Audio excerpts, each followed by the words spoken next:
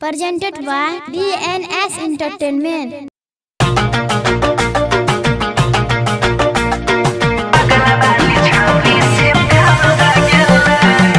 Music by Shiv Manmohan.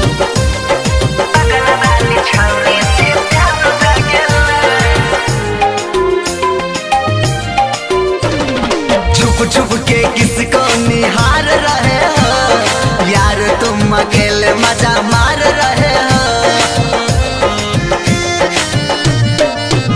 अरे छुप छुप के किसको निहार रहे हो यार, तुम अकेले मजा मार रहे हो। देखी चढ़ल जा बहानी नैन चार भै गेलै, देखी चढ़ल जा बहानी नैन चार भै गेलै। हमारा बगल वाली छौरिया से प्यार भै गेलै, हमारा बगल वाली छौरी से प्यार भै गेलै।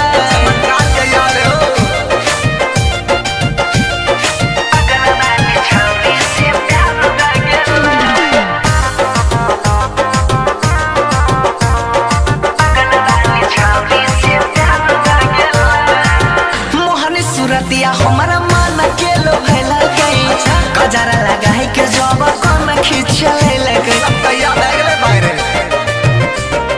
सब बुझे छियो मोहनी सुरतिया हमारा मन के लो भैला गई, गजरा लगा है के जब कौन खिंचले लगे। देखा देखी माल जी उजार रहे हो यार, तुम अकेले मजा मार रहे हो। भोले बाबा के तरफ से बेहरा पार हो गया, भोले बाबा के तरफ से बेहरा पार हो गया।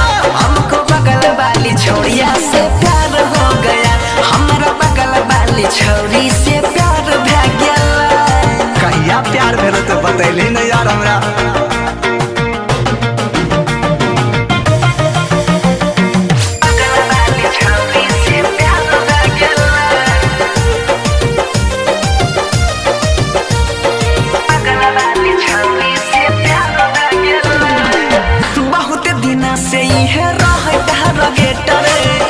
करे से मामा लाया अपन कहे ले वैसे डरे, तो पहले से सगरे खाए बोले नहीं।